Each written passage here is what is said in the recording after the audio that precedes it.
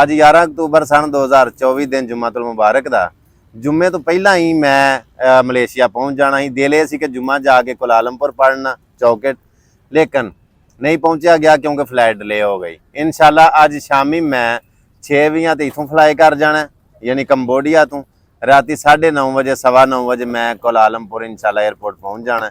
अज रात 10 सवा 10 बजे इंशाल्लाह मैं चौकेट होवांगा। 2 रातां ते 1 दिन यानी कि अज दी रात ते कल दा दिन ते कल दी रात। 1 दिन सिर्फ मेरा स्टे वे, हफ्ते का दिन जिहड़ा ना वो चौकेट यानी मलेशिया मेरा स्टे वे। मैं इतवार वाले दिन सवेरे सवेरे मेरी फ्लाइट 7 बजे, फिर मैं इतों फ्लाई कर जाना। बड़े मुख्तसर जे दौरे ते इंशाल्लाह मलेशिया अज जा रहा वां। जिन्हें मेरे दोस्त, मेरे प्यार करने वाले, वेखण वाले, मेरे नाल प्यार करते हैं, मिलना चाहते हैं, वो सारिਆਂ ਨੂੰ दावत है मेरी तरफों। मैं उन्होंने वैलकम आखना कि तुसी चौकेट आ जाओ। मेरा WhatsApp नंबर ऑलरेडी तुहाडे कोल है, जे नहीं तो तुसी पेज दे उत्ते जाओ तो तुहानू मेरा WhatsApp का नंबर मिल जाएगा। 0300 पूरे वाला इस टाइम WhatsApp चलता पाया। यह जी जगह बैठे हैं ना, इनू आते हैं रिवर साइड। रिवर साइड तुसी वेखो ना, ਉਹ ਸਾਹਮਣੇ ਜਿਹਾ ਤੁਹਾਨੂੰ ਨਜ਼ਰ ਆਉਂਦਾ ਪਿਆ ਉਹ ਜਜ਼ੀਰਾ ਹੈ, ਯਾਨੀ ਕਿ ਇਹ ਨਾਲ ਇਸ ਸਾਈਡ ਤੇ ਉਹ ਕਸ਼ਤੀਆਂ ਚੱਲਦੀਆਂ ਨੇ ਪਈਆਂ।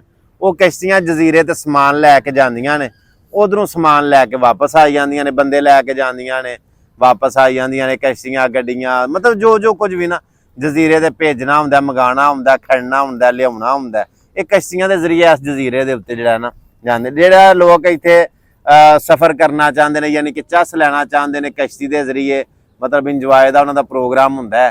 वो $5 लेंदे ने कश्ती दे विच जी, बोट दे विच, ते ओ बोट दे विच जनाब वाली तुहानू $5 दे विच वाहवा ऊंटा छूंटा दवा छड्डदे ने।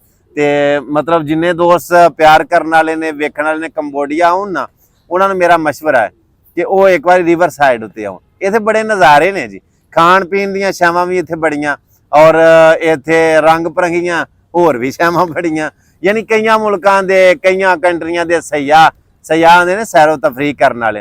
हुण मैं तो उंज चलो धुप्पे रह के स्याह हो गया ना, लेकिन वो जेडे सयाह सैरो तफरी करने वाले विजिटर वो कई जगह तो आते हैं इत्थे। फिर मतलब वो शाम के टाइम बहुता 4 बजे तो लैके ना राती 9 बजे तक, 10 बजे तक, बल्कि 9 बजे तक इंज रश हुंदा है कि मोढे नाल मोढा वजदा हुंदा है, मतलब तिल रखण नूं भी थां नहीं हुंदा। ते जिन्ने मेरे दोस्त ने सारिਆਂ ਨੂੰ आखांगा कंबोडिया आओ। देखो कोशिश करिया करो कि कोई अच्छी चीज़ हो हाईलाइट करिया करो, जी नैगेटिव होवे उन्होंने भी दसना चाहिए, ताकि जोड़े नहीं आए वो एहतियात कर लैन, उन्होंने इलम होना चाहिए, दसना चाहिए। मगर अच्छिया चीज़ां ज़्यादा हाईलाइट करनिया चाहिए ने। खूबसूरती है, लोगों का इखलाक है, या मतलब जी भी कोई अच्छी चीज़ है ना उन्होंने पजीराई मिलनी चाहिए, उन्होंने हाईलाइट करना चाहिए। तो ये मैं तुहाडे कोल इजाजत लेना, मिलने एक नवी वीडियो के नाल। अपना बड़ा सारा ख्याल रखियो। अल्लाह सोहने दे वाले। अस्सलाम वालेकुम रहमतुल्लाह।